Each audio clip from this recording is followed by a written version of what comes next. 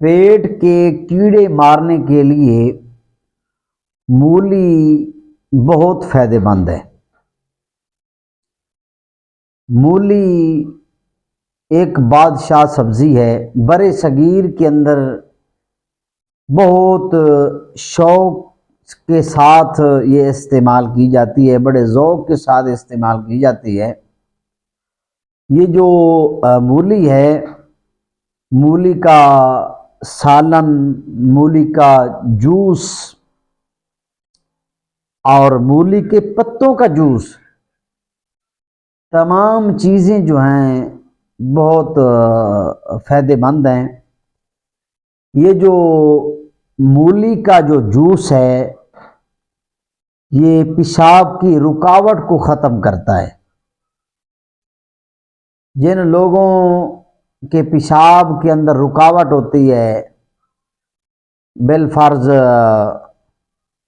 وہ پیشاب رک جاتا ہے یا پھر مثانے کے اندر پتھری پیدا ہو جاتی ہے،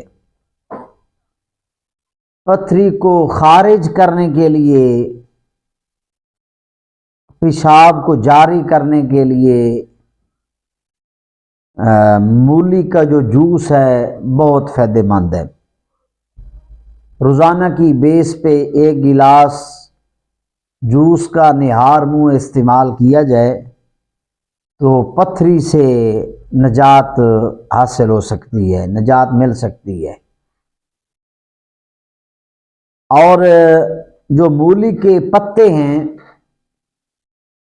یعنی مولی کے اوپر جتنے اس کے پتے ہوتے ہیں، تمام پتوں کا جوس نکالا جائے۔ یہ جو پتوں کا جوس ہے یہ بہت ٹھنڈا ہے، یہ کالے یرقان کے لیے یعنی ہیپاٹائٹس سی کے لیے بہت فائدہ مند ہے۔ اس کا پتوں کا جوس نکال کر حسب ذائقہ کالا نمک ملایا جائے، یا پھر مٹھاس کے شوقین جو ہیں اس کے اندر چینی بھی ملا سکتے ہیں ذائقہ سیٹ کرنے کے لیے۔ تو بہرحال اگر 15 دن ہیپاٹائٹس کا مریض، یرقان کا مریض، کالے یرقان کا مریض، اچھا ہیپاٹائٹس بی کے لیے یعنی پیلے یرقان کے لیے بھی فائدہ مند ہے، تو بآسانی اس کا جوس نکل سکتا ہے۔ آپ اس کے پتے لے کر چھوٹا چھوٹا ان کو کیا جائے، پھر یوسر مشین جو ہے اس کی مدد سے، جس سے ہم گاجروں کا جوس نکالتے ہیں، اس کی مدد سے بھی ہم یہ جوس نکال سکتے ہیں۔ اس کے علاوہ دیہاتی لیول پہ چھوٹا چھوٹا کر کے تھوڑا سا اسے کوٹ کر تو کپڑے کی مدد سے بھی اس کا عرق یعنی پانی جوس نکالا جا سکتا ہے۔ تو آپ ضرور جو ہے نا ہیپاٹائٹس کے مریض ضرور استعمال کریں انشاءاللہ العزیز۔ جہاں اتنی مہنگی مہنگی دوائیاں آپ نے کھائی ہیں تو اثر نہیں ہوا، تو سردیوں میں تو یہ جلدی یرقان ختم ہو جاتا ہے۔ ایک تو ٹھنڈ ہوتی ہے، سردی ہوتی ہے، تو دوسرے نمبر پہ باہر سے سردی، باہر بھی ٹھنڈک، جب اندر ہی جائے گی ٹھنڈک تو یرقان جو ہے، کیونکہ یہ گرمی سے ہوتا ہے، تمام ہیٹنگ جب ختم ہو جائے گی تو یرقان ختم ہو جائے گا۔